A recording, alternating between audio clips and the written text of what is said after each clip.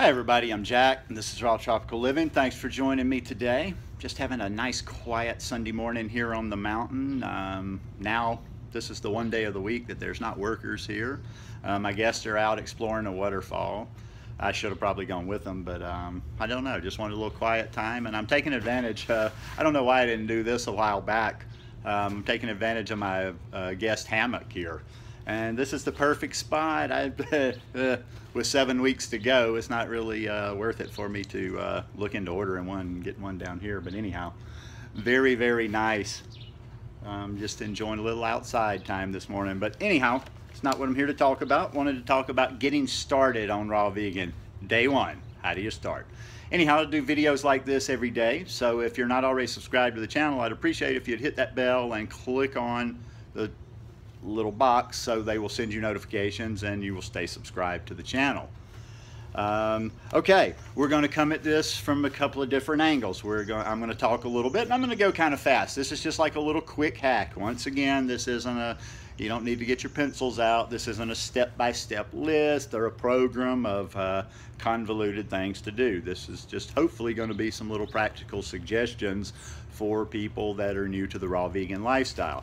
And I'm going to split that up and kind of talk from two different angles on it. I'm going to talk about it from the angle of people that are not already vegan and from two people that are already vegan.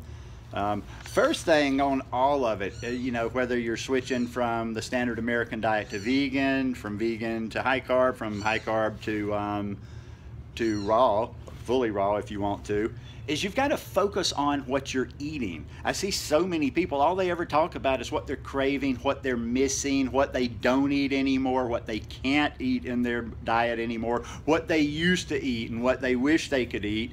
And they're talking about everything but what they're currently eating. And that gets into my next point.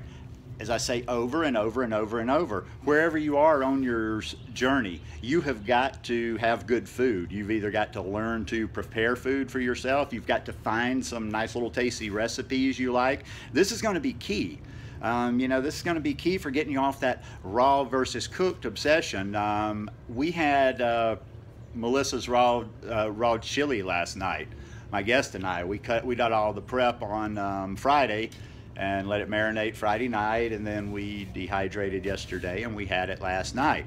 Now I made sour cream out of cashews, but this was the healthiest dish you could imagine because you only put a little dollop on there. I kind of was kind of guesstimating between how many cashews I used total to make this little bowl of sour cream, and how much I used. And when I kind of calculated in my head, there was very little fat in that.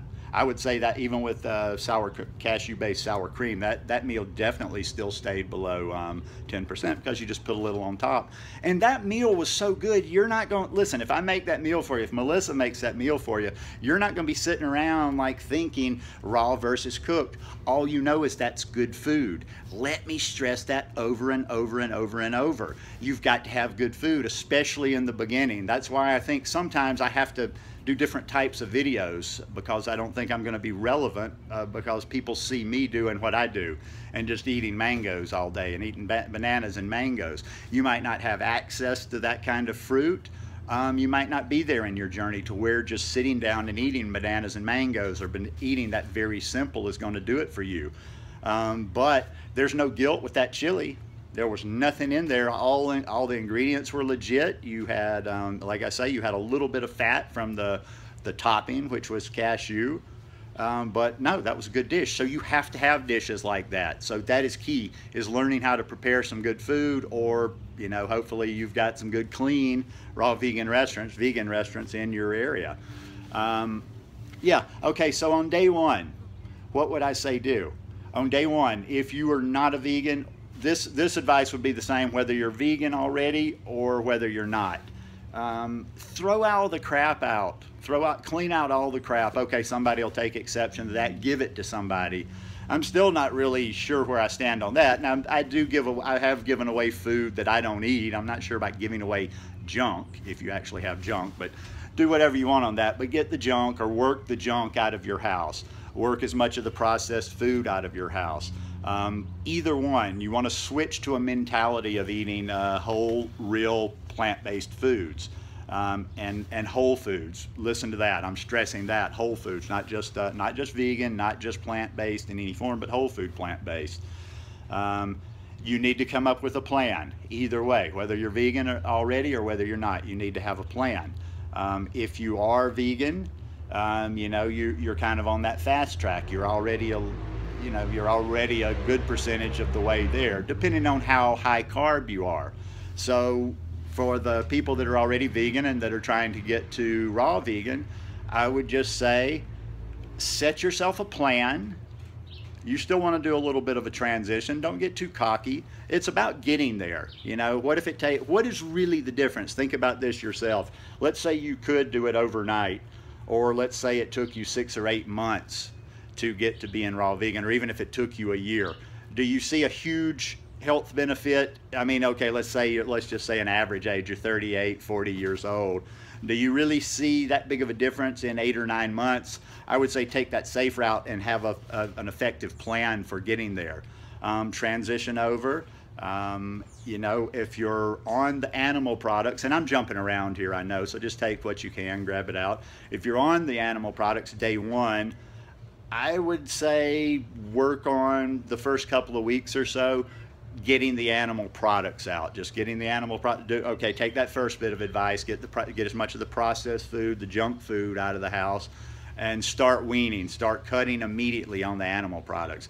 Now, if you could find recipes, I think you couldn't go raw overnight, but I really think somebody could go vegan overnight. I definitely don't ever recommend making not going to raw without a transition, but it really, to be honest, I don't think would be that hard to switch from standard American diet to vegan. Not worrying too much about the little particulars. Don't try to be a clean freak. Don't worry about how much raw, but just switching over. Especially, you know, if you had those good recipes, especially if you're in an area that has a vegan restaurant. But yeah, I would say that, you know, just start working on a plan. If it was me and I was starting all over again, and this is coming from a guy that was a drunk, this is coming from a guy that used to barbecue for a living, I used to smoke barbecue, I love chicken wings in football season especially, so I've eaten like this, and I'm trying to think realistically back on what I could have done. If I was in the height of my meat eating or the way I was living like that, I know for a fact, even coming from being a drunk and having my head mixed up, I could transition to being vegan within a month. You know, maybe regardless of what's going on, I could transition to being vegan. But whatever works for you. I'm not putting any judgment or saying you should do it as quick or as slow or blah, blah, blah. Just do whatever works for you. But what I would do is I would just start cutting those animal products as much as possible, as quickly as possible. For the people that are switching from already being vegan, maybe high carb to raw, I would just, you know, go bit by bit, and whatever your process is. Like, you got to kind of take what I say and take my process and kind of personalize it. Like me, I would probably, like I say, and I'm getting really, I've been slow talking about this 30-day raw vegan food challenge book. But just kind of the principles, hopefully I'll get that knocked out this summer when I get back to the States. But I would follow that. I would follow the principles that I'm kind of writing about in that. I would just more and more and more and more. I mean, everybody can do raw. Pretty much, if you're a vegan, you can do raw till lunch. Should just do. That's done. That you don't even have to work to get to that phase. Next phase, work on raw till dinner. You know, raw till dinner. I don't say raw till 4 because I don't know when everybody eats. Raw till dinner. If you can't do raw till dinner full time yet, break it down. Everything is about breaking it down. If you can't do raw till dinner yet, break it down. You do raw till dinner 3 days a week. Then the next week next 2 weeks, you do raw till dinner 5 days a week. Then you work up to 7 days a week. And then you start on fully raw. The evolution from there would be, okay, now you're eating raw till dinner every day. Okay, now you eat fully raw for 3 days a week. Now on the fully raw, maybe you need to do this a little bit longer. Maybe you eat fully raw 3 days a week for a month, maybe 2 months, however long it takes you. And then after you're ready to move on, then you eat raw vegan 5 days a week. And there's just that little psychological edge, because you know, even though you're eating, there's always that little you can hold out, because you're going to get that treat. What's still a treat to you at this time is that little bit of cooked food that you're still desiring. So you know you're going to have those 2 days a week, and you can split it up. You don't have to go 5 days. You know, you can do it whatever.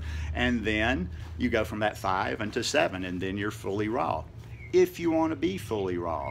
The same thing for the people that are not vegan. I would say in the very beginning, even people that are not vegan, because I used to do this, and I used to do this for periods of time, so I know it can be done. I even did this when I was drinking a good bit.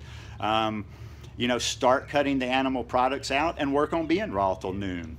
You know, maybe it's going to be a good while. If you're coming from the standard American diet, it could be a good while before you're ever like fully raw, or where you're getting high raw, but you can always start with that raw till noon. That always goes back, like I say, to Fit for Life. Is that the book I'm thinking of?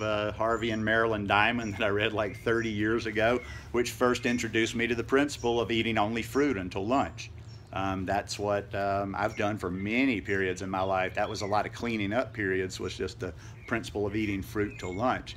So, you know, maybe start, that's your start right there. Start weaning yourself off the animal products, drastically reduce the animal products, and do raw till noon. That's it. That's it in the beginning. That's kind of like day one. That's your day one focus for the next few weeks. Now, if there's a time and it feels comfortable to you, start throwing in some vegan lunches, some raw vegan lunches. Have a big salad for lunch and let it fly. You know, not what you probably think if you're coming from the standard American diet. Big salads, really big salads. But like I say, your only focus then will be getting yourself off the animal products and maybe eating raw until noon. Make yourself a plan. Write it down. Write down everything you eat. That's going to help you. Like I say, I know I'm jumping around here. I'm just trying to pack a lot of just little individual tips into one video.